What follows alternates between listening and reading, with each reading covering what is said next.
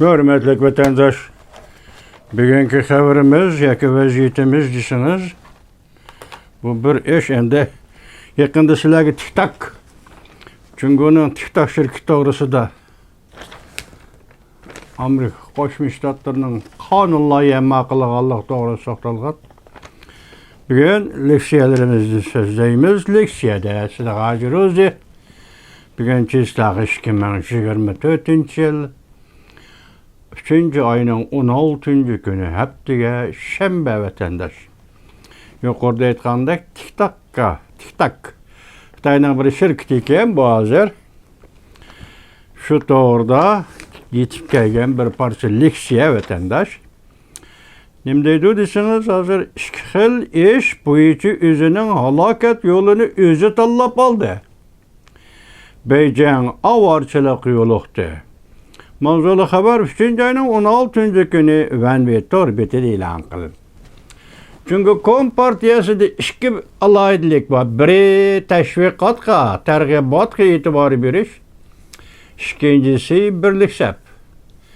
Birlik sap bilan butun jamiyatga uni buni biqiniga tortib, kuch to'plash. Butun tarixi shu tarix.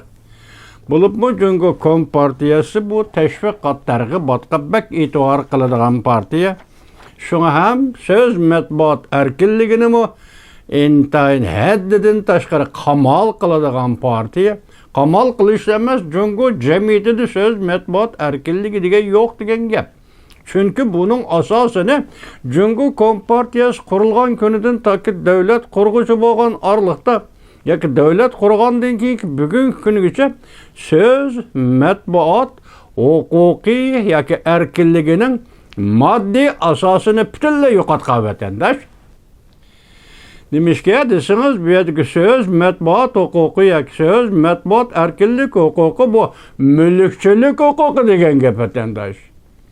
Sizning yanchiqingizda bir dasmoyi bo'lsa, cho'ng so'z deyalaysiz. O bo'lmasa nimaga so'zlaysiz vatandash?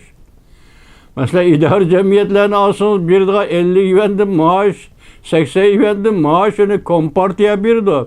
Uningdan boshqa sizning qo'lingizda hech qanday bisat yo'q. Faqat 50 yuan, 80 yuanga qul bo'lib ishlaydigan gapqa. Hech qanday bisat yo'q. Gap qilish uchun, masalan, so'z matbuot huquqiga erishish uchun avval har bir shaxs xususiy mulkka ega bo'lishi kerak. Her bir şahsning xususiy mulk egidorchilik huquqi bo'lishi kerak. Buning o'zi mulkchilik huquqi. Shu bo'lgandala anda so'z matbuot erkinligi bo'ladi va buni talab qila olasiz. Jungoda mumkin emas-ku. Söz matbuot huquqini berib etdik desam 4-5 kun so'zlaysiz, 3-chi kuni yo'qsiz. Chunki sizning mulkchilik asosingiz yo'q. Siz dastlab turadigan zaminda mulkchilik huquqingiz yo'q. Shuni sizning so'z, matbuot erkinligi huquqingiz yo'q vatandash. Endi bu TikTok degan kelayli, bu Beijingda qurilgan bir shirkat ekan, uning tarmoq shirkati Amerikada bozorga chiqqan shirkat ekanda. Endi bu tashviqot targ'ibot o'rni deyli.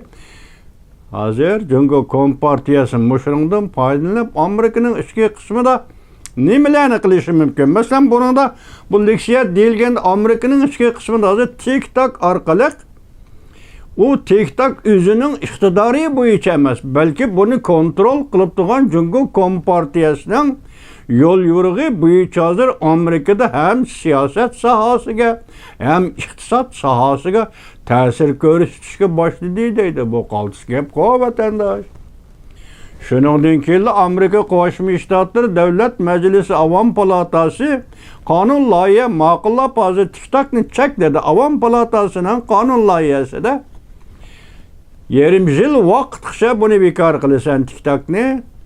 Agar bekor qilmaysan, qonun bo'yicha buyruq bilan bartaraf qilish to'g'risida Avom palatasi qonun loyiha ma'qulladi. Hozir bu qonun loyiha Kengash palatasiga yo'llandi. Kengash palatasidan tasdiqini o'tadigan bo'lsa, bu qonun loyiha u vaqtda nima bo'ldi? Prezident imzo qo'ydigan rasmiy qonunga aylandi vatandash.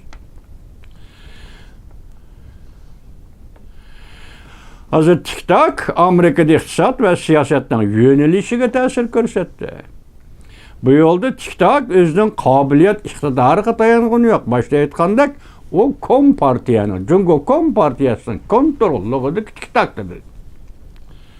Azı Amerika'da sabık Maliye Ministeri Mnuchin Katarlık maliye güruhları birleşip Amerika Avam Palata yukarı kanun layihini ma'qullagandiken azı TikTok'ning Washington Amerika'daki şebe tarmoq şirketini setib planladı deb vatandaş.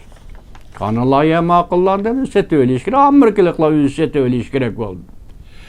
Beijing bu işe mesela kanun layihini ma'qullagan kanun layihini devlet Amerika Qo'shma Shtatlar Davlat Majlisi Avam Palatasının kanun layihasiga nihoyatda qattiq diqqat qildi. Bunga qaraganda bu Cungo Kompartiyasining jon tomiriga munosabat bo'lishi kerak vatandosh.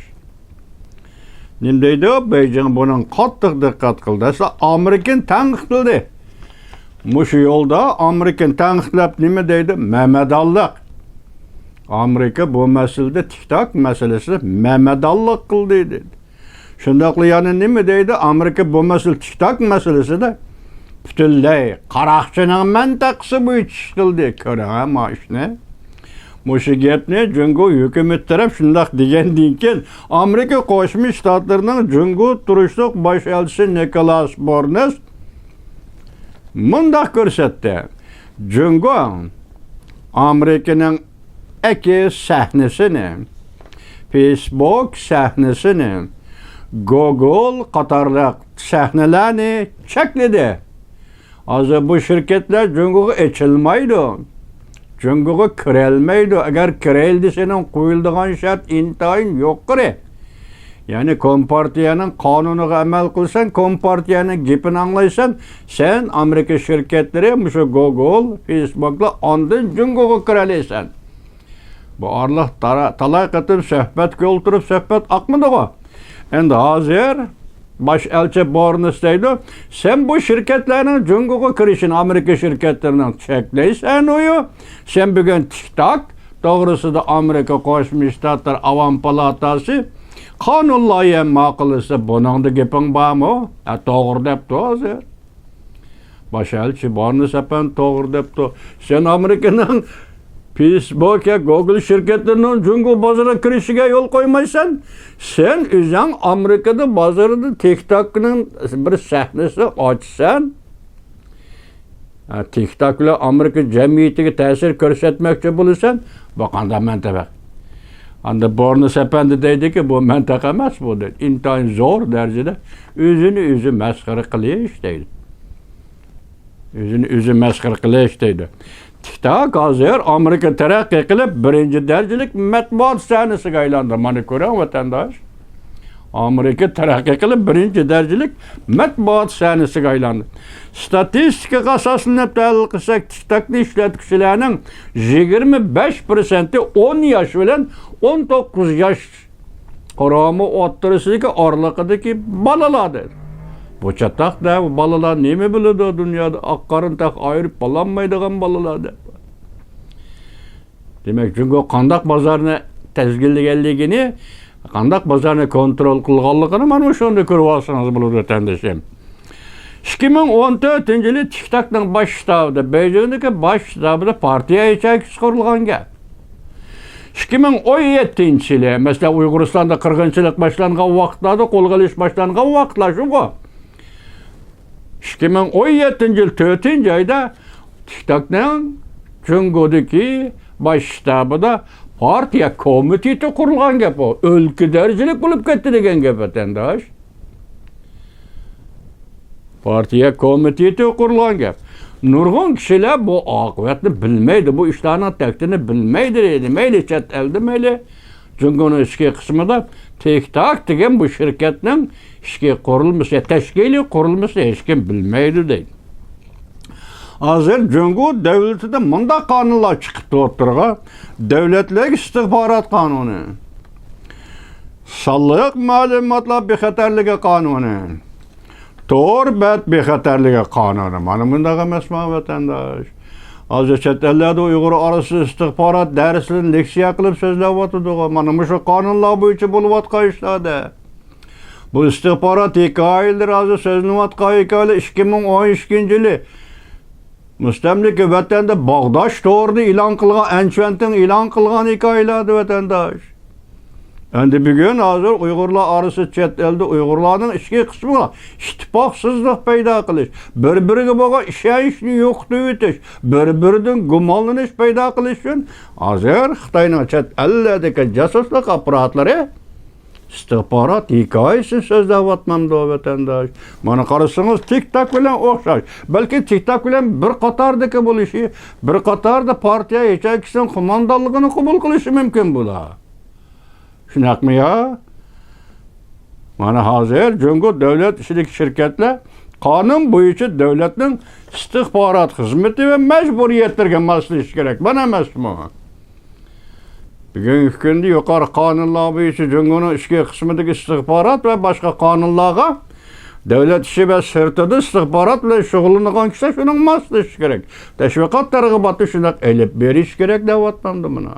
Oshkora vatandosh. Cihanның işleri. Endi bugun Amerika Qo'shma Shtatlari qonunlarga ma'qul davom palatasi cheklaymiz. TikTok ne dedi? Endi bu qonunlarga Kengash palatasi yo'llansa, Kengash palatasi tasdiqlasa, prezident Joe Bidenga imzo qo'yishga yo'llansa bu qonunga aylandi degan gap o'tandi.